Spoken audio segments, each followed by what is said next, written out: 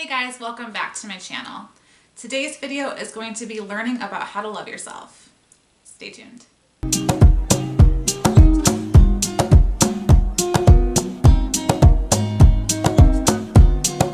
So this concept of self-love, we hear it everywhere all the time. Just love yourself. I'm just gonna wake up today and decide that I love myself. And I think you and I both know that it's really not that easy, or else you probably wouldn't be watching this video. We hear about this concept of self-love from all sorts of different places, from yoga instructors, self-love gurus, life coaches, but how do we actually get there? In other words, how do we go from absolute self-loathing, I don't like myself, to I love myself? Because that's a really big leap. So what I'm going to talk to you about in this video today are tips to start loving yourself. Now, implementing these 1 or 2 times is not going to make you love yourself. It's not. However, the idea is that over time, by practicing these tips, you will start to at least like yourself, and maybe eventually down the road, no pressure, it might turn into more of a self-love. The first thing I want to talk about is, where does this self-loathing come from? Why do we not like ourselves? Like, how do we get to that point? When we don't love ourselves, a lot of the times the emotion that we're experiencing is an emotion called shame. Shame is the emotion that says that I'm bad, something is wrong with me. How is shame created? Shame is created a lot by our thoughts and experiences. A lot of us, myself included, do this really fantastic thing we call negative self-talk. And really, this negative self-talk, it becomes a loop that goes over and over in our heads. It's that little voice that says, you're not enough, you can't do this, you're not worthy, it's not going to work out, you're a failure, you're worthless, nobody is going to love or accept you. So where does this negative self-talk even come from? Well, negative self-talk usually comes from things that we've heard over time, even things that we heard when we were really small kids. Our brains do a really good job at retaining these statements. Some of us are really good at remembering all of the negative messages and not remembering many of the positive messages. If you were mistreated when you were younger, if you were bullied in school, if you didn't have a good relationship with your parents or your family, or you were abused, or you had bad toxic relationships in your life with friends or intimate partners, all of this negative talk that we hear from them, our brains do a really good job at retaining it, and that becomes our own internal dialogue. Because we tend to hold the statements that we hear from other people as absolute truths about ourselves. So how do we break that cycle? My first challenge to you is to start journaling, but not just any kind of journaling.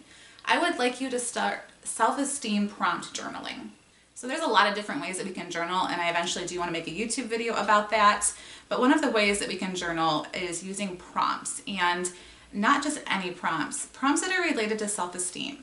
And these are often prompts that I give my eating disorder patients to start kind of being able to point out things about themselves that are worthy, because people with eating disorders, they tend to have a very low self-worth.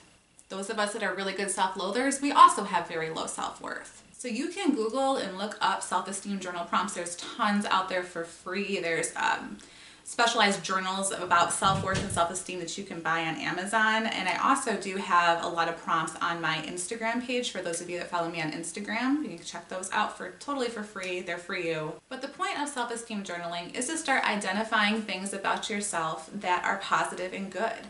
You might be asked to journal about self-positives or special talents that you have, or how you're unique, things that you like about yourself. And if you're having a hard time identifying any of these yourself, think about things that other people have told you. Did someone maybe compliment you at one point on your artwork?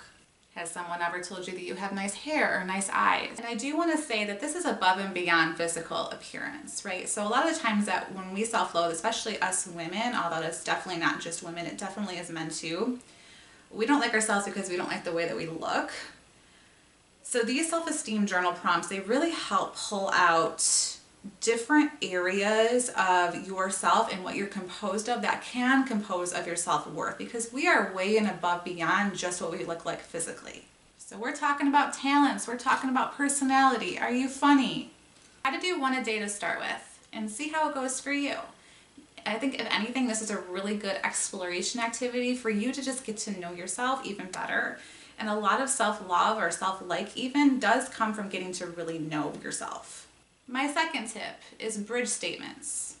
What is a bridge statement? A bridge statement is a statement that you make about yourself. So in essence, it's kind of a half self-positive. When I give my clients the task to list self-positives, depending on where they're at, sometimes they have a really hard time with this. Or they might write it down and they're like, yeah, I wrote it down, but I don't believe this at all. Enter bridge statements. Bridge statements are the halfway point between two extremes. They're halfway between, I absolutely hate myself and I love myself and I'm great. So what can this look like?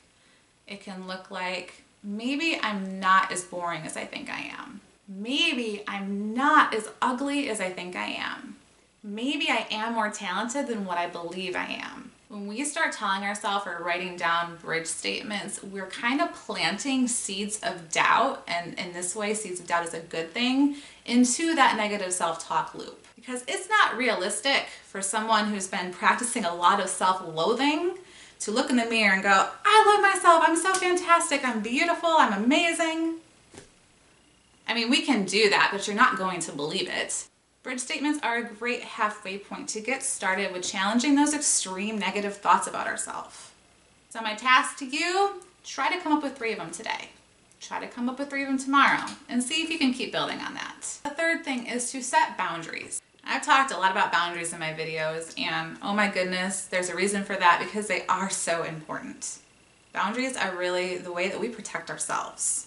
So when we are trying to like ourselves a little bit more, it is really important that we set boundaries with people or places or even things that tend to bring us down and suck our energy. When we're around negative people, it just tends to zap us. It really does. And if we entertain harmful and abusive people in our lives, we're just going to continue to not like ourselves even more.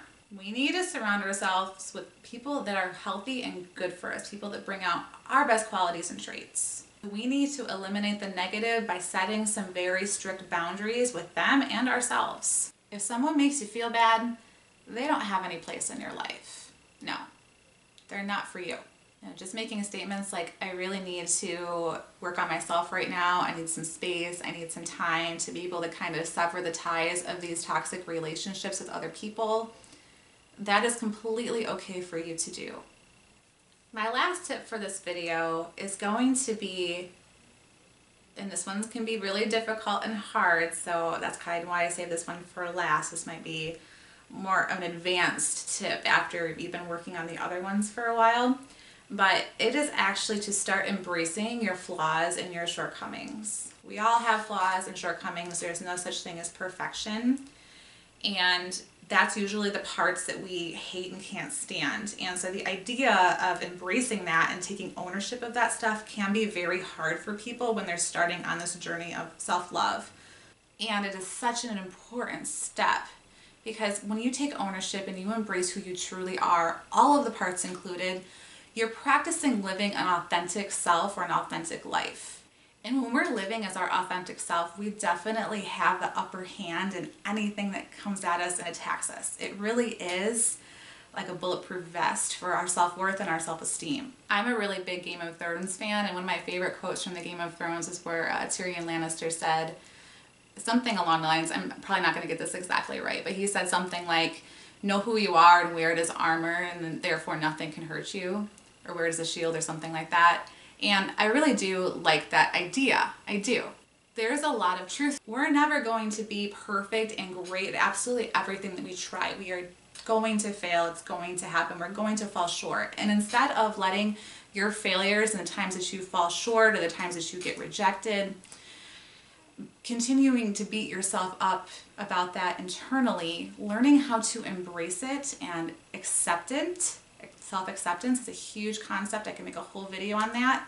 Is really going to give you so much power. Now, I'm not talking about I'm going to accept that I hate myself. That's definitely not what I'm saying. In order to really master this step, we do need to have a basis of what our strengths are as well. We need to be able to identify, hey, I might not be good at this. This might not be my strong point. And I'm very good at all of these things over here. We're acknowledging that we have shortcomings, and we're also acknowledging that we have strengths. And that is the recipe to being an authentic person. Thank you guys for watching this video. I hope these tips are helpful for you. If you have any questions, please leave them in the comment box below. If you like this video, make sure you give it a thumbs up. Feel free to share it with your friends, and make sure that you subscribe to my channel for 2 mental health videos every single week. and I will see you in the next video. Have a wonderful day.